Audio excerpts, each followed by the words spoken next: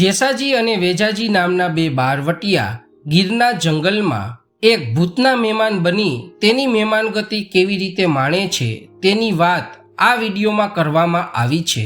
બે બારવટિયા ઘોડેસવાર બનીને ગીરમાં ચાલ્યા જાય છે।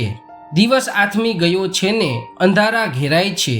એ વિકરાળ ઝાડીમાં કોઈ માનવી કે કાળો કાગડો દેખાતા નથી। જુવાનો ભૂખથી ને મુસાફરીથી થાકી લોતપોત થઈ ગયા છે। ઘાટા જંગલમાં રસ્તાની એક બાજુએથી માદણામાં બેઠેલી એક ભેંસ ઊભી થઈ અને ચાલવા લાગી। જુવાનો જોઈ રહ્યા કે અહીં ભેંસ ક્યાંથી?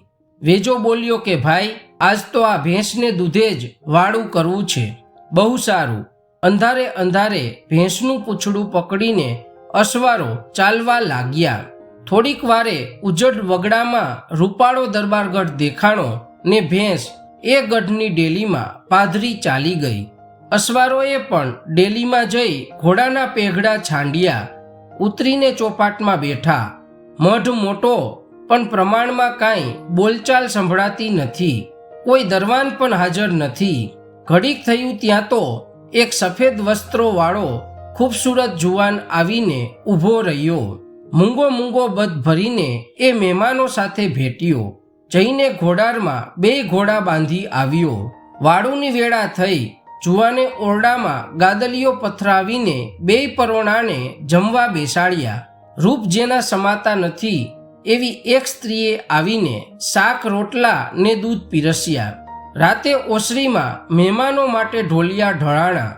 કોઈ કોઈની સાથે કાંઈ વાતચીત કર્યા વિના સૌ સૂવા ગયા। મુસાફરો તો અજાયબીમાં પડ્યા છે। અહીં અંતળિયાર આ દરબારગઢ કોને બંધાવ્યો? આવડા મોટા ગઢમાં આ બે જ સ્ત્રી પુરુષ સી રીતે રહેતા હશે? બોલતા ચાલતા કેમ નથી? આવા રૂપાળા બે મોઢા ઉપર દુઃખની પીડા શા માટે? ત્યાં તો અંદરના ઓરડામાં સૂતેલો એ પુરુષ કણકતો હોય એવું સંભળાણું। કોઈ ભારી કારમી વેદના થતી હોય એવી રીતે કણકી રહ્યો છે। આખી રાત કણક્યા જ કરે છે, જંપ લેતો જ નથી। મુસાફરો ચોકીને સાંભળતા જ રહ્યા। બેમાંથી એકેયને ઊંઘ આવી જ નહીં। વિચારમાં પડી ગયા। ભડકડા ટાણે ઓરડામાં કણકારા બંધ પડ્યા। તે વખતે મુસાફરોની આંખો પણ મળી ગઈ। સવારે તડકા સારી પેઠે ચડી ગયા ત્યારે મુસાફરોની આંખ ઉઘડી અને નજર કરે તો ન મળે દરબારગઢ કે ન મળે ઢોલિયા। બેય જણા ધરતી ઉપર પડેલા ને બેય ઘોડા બોરડીના જાળા સાથે બાંધેલા। માથે વડલો છે ને પડખે ઊંચી ભેખડો વચ્ચે થોડે દિવસે બિહરાવે તેવા અવાજ કરતી ધાતરવડી નદી ચાલી જાય છે। તાજુબ થઈને બેય બારવટિયા ચાલી તો નીકળ્યા છે। એના કલેજા પણ થડક થડક થાય છે। પણ સાંજ પડી ત્યાં બેમાંથી વેજો બોલ્યો, ભાઈ, એ ગમે તે હોય પણ આપણે એનો રોટલો ખાધો ને હવે શું એનું દુઃખ મટાડ્યા વિના ભાગી જશું? સાચું ન જવાય। આજ પહોંચીને પતો મેળવીએ। રાત પડતા પાછા એ જ ઠેકાણે જઈ બંને ભાઈ ઊભા રહ્યા। એ જ દરબારગઢ, એ જ ચોપાટ, એ જ જુવાન, એ જ રાંધીને પીરસના રંભા, એની એ જ પથારી। વાળું કરીને ઊભા થયા એટલે બેય મુસાફરો એ જુવાનની આડા ફરીને ઊભા રહ્યા અને પૂછ્યું, બોલો, કોણ છો તમે ને આખી રાત કણક્યા છો કેમ? તમને એ જાણીને શો ફાયદો છે? અમે રજપૂતો છીએ, જેનો રોટલો જમ્યા એનું દુઃખ ટાળીએ નહીં તો મરવું પડે। જુવાનો ભાલા જેવી તીણી નજર નોંધીને ઘરધણી બોલ્યો, જુવાનો, ડરશો નહીં ને? ડર્યા હોત તો પાછા સી દાવત? છાતી ચીરી નાખે તેવો ભયંકર સ્વર કાઢીને જુવાન બોલ્યો। અંદરથી આંતરડા કપાતા હોય એવી વેદનાભરી વાણીમાં બોલ્યો કે, જુવાનો, હું માંગડાવાળો। માંગડાવાળો? મુસાફરોના મોંમાંથી ચીસ નીકળી ગઈ।